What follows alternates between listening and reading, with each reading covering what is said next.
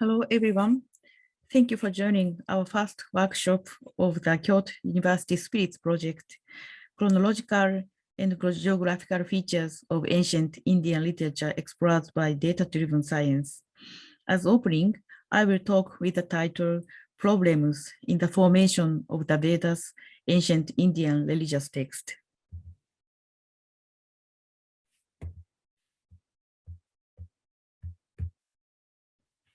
This is the content of my talk.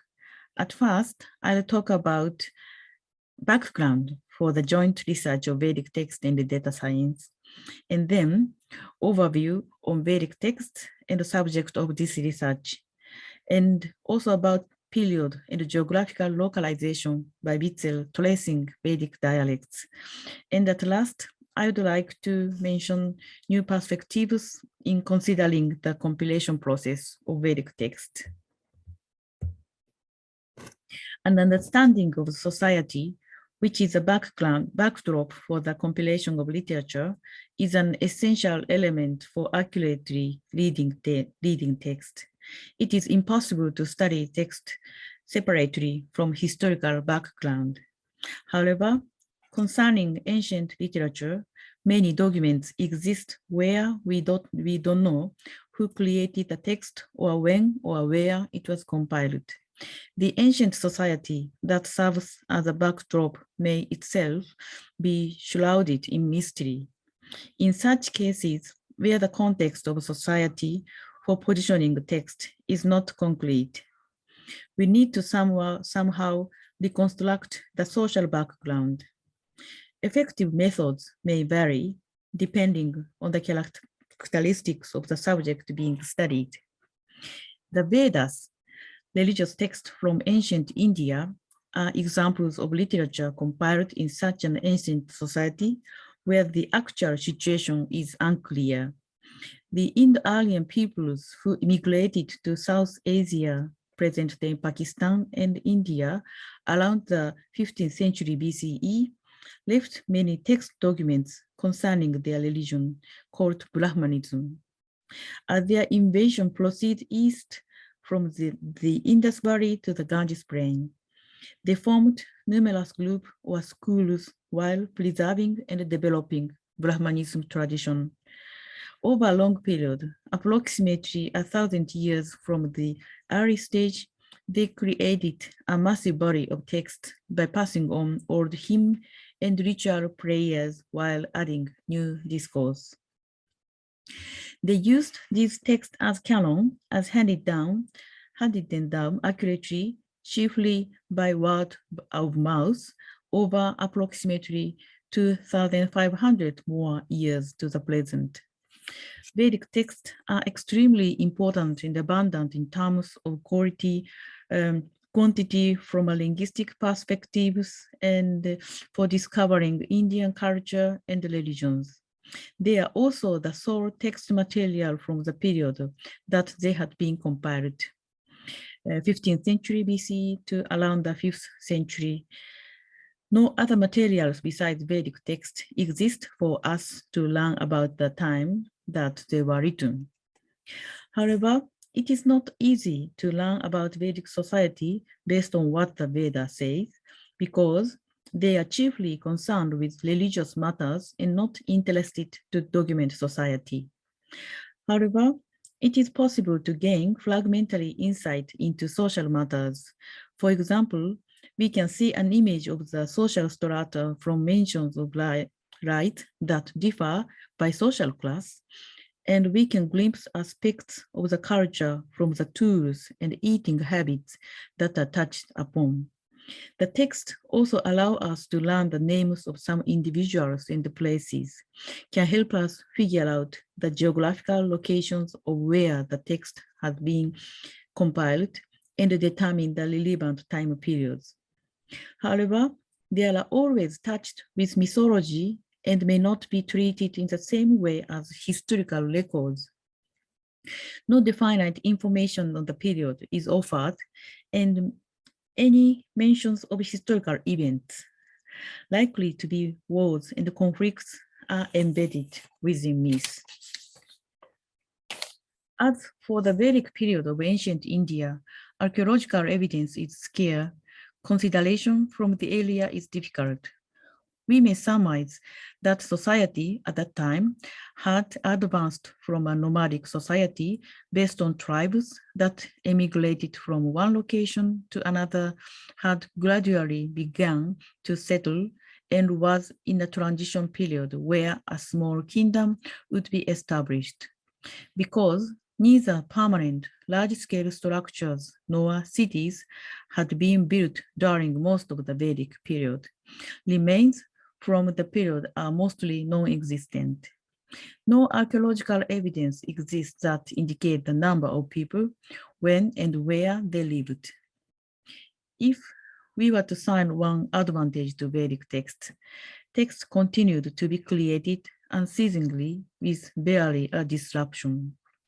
The key methodology for Vedic studies is to follow the development in language, religion, and philosophy over centuries or a few millennia leading up to the present.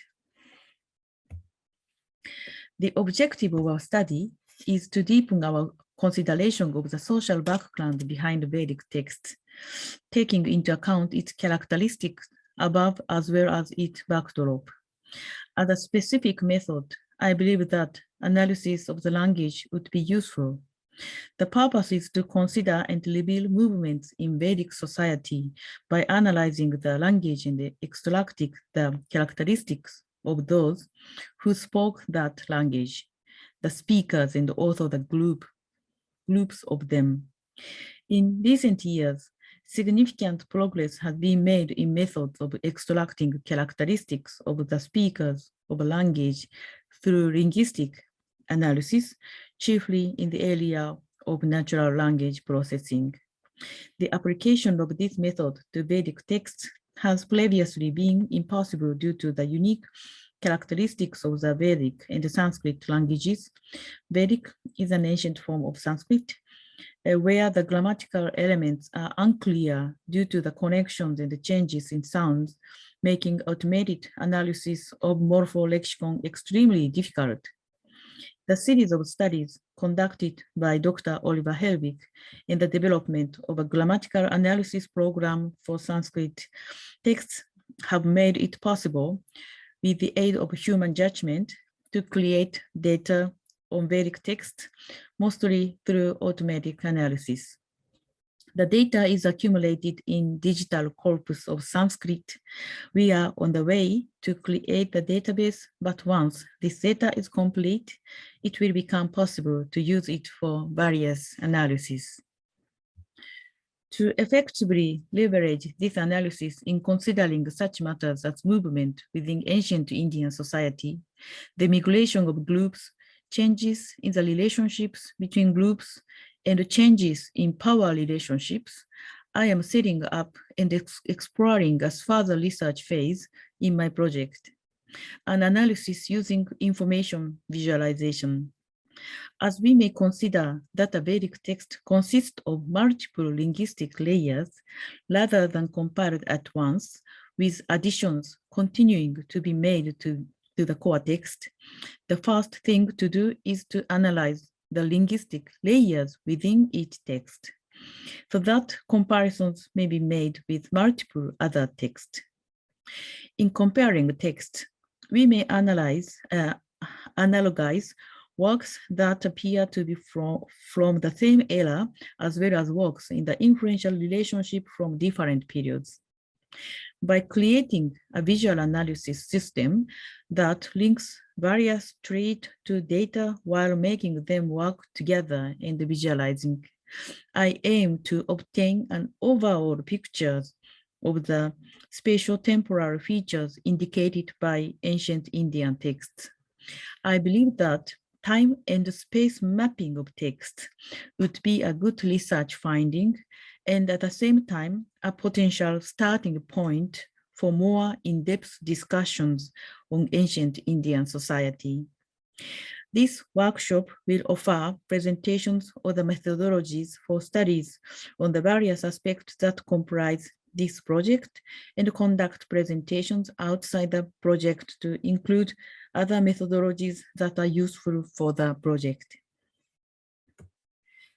I would now like to offer an overview of the Vedas, and I'll introduce an important work by Michael Wittels that is available as a premise for our research.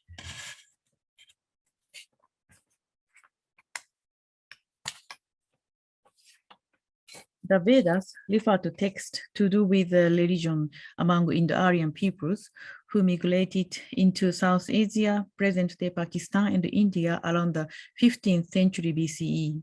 They include several texts on different content, genres, formats, such as hymns to praise the gods, prayers used in rituals. Rituals had a focus on offering praise to the gods while placing offering in fire, and explanation of various acts and tools used during the rituals, philosophical considerations on the meaning of these rituals, and ritual manuals, etc. These text genres were not made during a single period. They were gradually added over approximately 1,000 years. They were composed in the general understanding in the order indicated above from the old to the new. These texts of different forms comprise a single set. From the Veda period to the present, these sets of Vedic texts are maintained by families or schools. That means all texts which are a part of the Vedas may be positioned on the vertical axis, content and genres, and the horizontal axis are school. Thus, the norm is to use these axes to indicate the text title in the chart. For example, Maitrani Sanhita is a Sanhita and the Brahmana text as genre and belongs to the Maitrani school, that is a branch of Yajurveda school. There are main 4 family groups, Rigveda, Yajurveda, Samaveda, Atharva Veda, and there are several schools in these family groups. We may surmise that texts aligned next to each other vertically reflect the same school's traditions, but from different periods and vary in genre. Texts that are side by side horizontally belong to the same genre and same general period, while also containing the differences in tradition between the schools. The chief subject of this study is a period when hymns and interpretations of rituals were compiled, Sanhita and Brahmana mainly. Rigveda, Atharva Veda, Maitrani Sanhita, Kataka Sanhita, Taittiriya Sanhita, and Vajrasaneyi Sanhita contain the hymns and ritual formula, out of which the first 2, Rigveda, Atharva Veda, are the oldest in existence. The interpretation text sections, so-called Brahmana, in MS, KS, TS, that 3 recalled Black Yajurveda, are the oldest layers in the genre of the interpretations of ritual, to be followed by Brahmana texts such as Taittiriya Brahmana, Shatapatha Brahmana, and passed down as genre by posterity, Aranyaka texts such as Taittiriya Aranyaka and Katha Aranyaka, which cannot be separated from interpretation works in the constitution of text. The older the layers in these texts, the stronger the reflections on the families, schools, geographical and social conditions. The more recent the era, the greater the development of networks between social groups related to Vedic schools would become. Language, culture, ideas, and the method of rituals were shared in this stage. The different schools were generally standardized as Brahmanism. So some text classifications such as the Upanishad and the Shrauta Sutra can be considered to have been compiled after the globalization, and the old layers were before the globalization. As mentioned earlier, while no direct evidence exists on date and place of composing Vedic text, efforts have been made to estimate the chronological period and geographical positioning using content and language documented in text and materials from later years, when historical mentions began to appear. Tracing Vedic dialects by Michael Witzel is a prominent example that has become the premise for the study of Vedic text today. We know some ancient countries called Mahajanapada in ancient North India after Vedic period, known from a Buddhistic and other texts. This is a modern web version of Janapadas. We know the names of countries after Vedic period in this way. We find these place names already in Vedic texts, and the river names also help us at localization. So we can localize the text to some extent in this way. And Witzel referred also to Greek source and analyzed the place and the movement of the Vedic schools. He investigated some dialectical linguistic phenomena that indicate differences among the Vedic schools, so that we see the spread and the distribution of each dialect, and then the sphere of influence of each school, which led us to localize the Vedic texts. The investigated points are, for example, genitive feminine singular I and us, or narrative imperfect versus perfect, and infinitive in to. This is a map of Sanhitas and old Brahmanas according to use of narrative imperfect. In this period, the use of narrative perfect is just partially.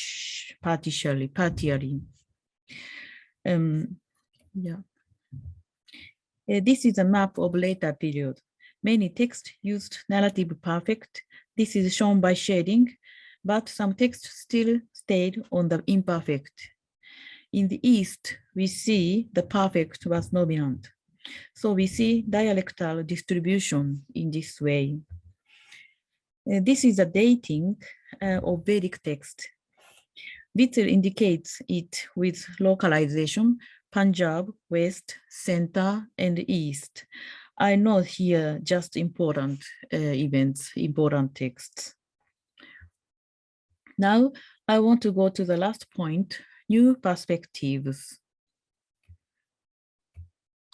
We may consider Witzel's identification of chronology and geography of Vedic text as a premise for our study. However, after my studying Maitrani Sanhita with particular focus on its inner structure, the Maitrani Sanhita contains approximately 50 chapters and classified by content, 25 chapters or rituals. And I have begun to realize that each chapter has its own unique characteristics. These are examples from my studies, visualization of inner layers in the Maitrani Sanhita, and also parallel text. We see several inner layers in this text alone. These were still not data scientific. I counted the examples and drew the graph by my hand, so quite analog.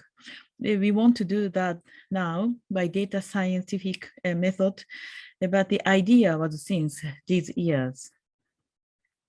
And I came to the idea that MS has been created over a much more extended period than previously believed. We can see traces of historical and geographical changes in this text alone, a consideration of MS without giving thought to the inner layers will not result in an accurate image of the text compilation process. They may lead to the wrong conclusion.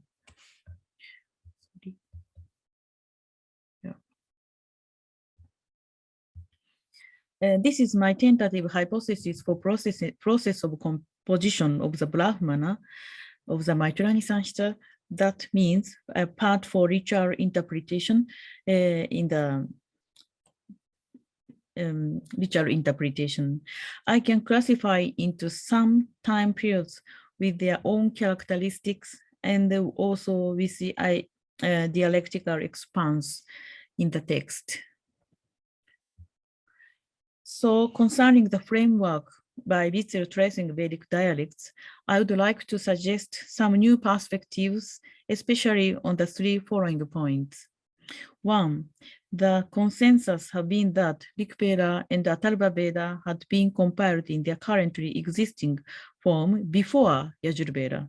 However, careful consideration of Rig Veda and Atharva Veda hymns quoted in Yajur Vedas shows consistency with Rig Veda and Atharva Veda at a different level, according to chapter in Yajur Vedas. They are likely to indicate the degree of the spread of completed books of Rig Veda and the learning system, or variances in their loyalty to Rig Veda. Perhaps the old layers had not fully mastered Rig Veda in its entirety. Maybe only hymns used in rituals had been known according to their use, or perhaps some chapters trace Rig Veda while deliberately avoiding direct quotations. There are also significant variances between chapters on the knowledge of Atharva Veda, Shaunaka, and Paiparada. Vaitrani-sanhita chapters may have only had a partial knowledge of Atharva Veda, Shaunaka, and Paiparada. Quotations from Atharva Veda in Vaitrani-sanhita are sporadic in the older layers, and a large amount of quotations are seen only in the additional parts at the end of each chapter, which may mean that the MS got the full-fledged knowledge about Atharva Veda in the newer layers of its editing process. 2. The Yajur Veda Sanhitas contains different styles and categories of mantras and interpretations of rituals, so Brahmana, mantra, and Brahmana.